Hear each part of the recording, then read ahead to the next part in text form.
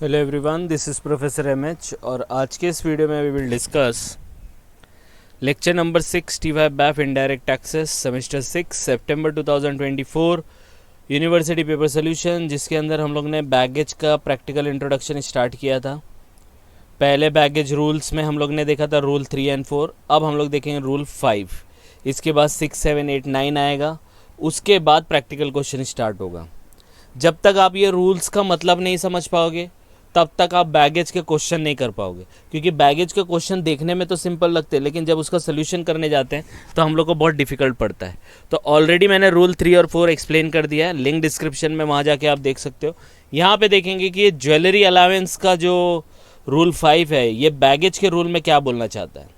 तो let's start with the jewellery allowance baggage rule number 5। तो ये बैगेज रूल नंबर 5 क्या बोलता है कि आप ज्वेलरी अलाउंस आपको कितना मिलेगा। मतलब अगर आप इंडिया के बाहर हो और इंडिया के बाहर से आप ज्वेलरी लेके आ रहे हो, गोल्ड लेके आ रहे हो, सोना लेके आ रहे हो, राइट, तो वो जो लेके आ रहे हो तो कितना आप ला सकते हो। पहली बात, ये वाला जो रूल है ये सिर्फ उन लोगों के लिए एप्लीकेबल है जो इंडिया में 1 साल से ज़्यादा रह के फिर आ रहे हो। मतलब आप अभी जा रहे हो दुबई, 15 दिन जाते और वहाँ से 1 किलो सोना लेके आए, तो आपको ये रूल मिलेगा ही नहीं।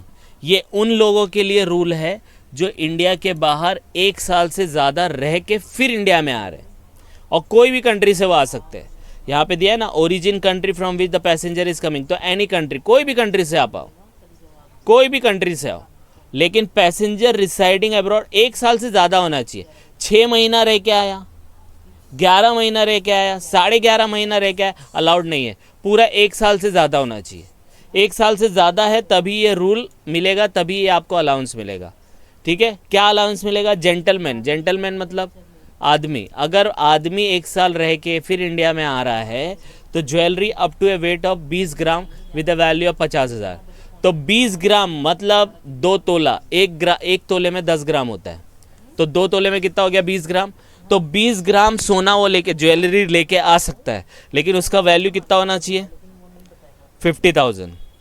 तो ये लिमिट याद रखने का, 2 तोला प्लस 50,000, तो 50,000 से ज़्यादा नहीं होना चाहिए। और ग्राम में अगर किलो में देखें तो 20 ग्राम से ज़्यादा नहीं होना चाहिए। आ रही बात समझ में?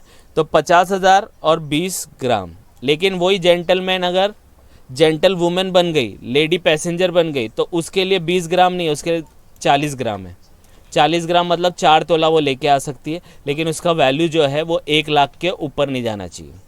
तो बोलने का मतलब क्या है कि कोई बंदा अगर इंडिया के बाहर रहता है, समझो दुबई में रहता है, और दुबई से वो इंडिया में आ रहा है 1 साल से ज़्यादा रहने के बाद, तो अगर वो सोना लेके आ रहा है, चांदी लेके आ रहा है, जो भी लेके आ रहा है, तो वो अगर लड़का है, जेंट्स है, तो वो 2 तोले तक लेके आ सकता है 20 ग्राम, लेकिन उसका वैल्यू 50,000, दोनों देखना पड़ेगा, 20 ग्राम और 50,000 के अंदर होना चाहिए। या अगर लेडी है कोई, तो लेडी 4 तोला लेके आ सकती 40 ग्राम, लेकिन उसका वैल्यू 1 लाख के अंदर होना चाहिए। आ रही बात समझ में? तो ये है। अब इसमें देखो लिखा है, means if a passenger comes from abroad after staying for less than 1 year then to such person jewellery allowance is not applicable. अगर 1 साल से कम के लिए आया, वो 6 महीने रह के आया, तो फिर उसको ये अलाउंसेस नहीं मिलेगा। फिर वो जितना भी सोना लेके आएगा ना, उसके ऊपर उसको कस्टम देना ही पड़ेगा। ठीक है, तो ये चीज़ें याद रखनी है आपको। तो एकदम छोटा सा रूल था ये, लेकिन इस रूल के ऊपर आपको क्वेश्चन 101% आएगा ही आएगा, तो ये समझना ज़रूरी है। तो आपको ये होप समझ में आ गया रहेगा।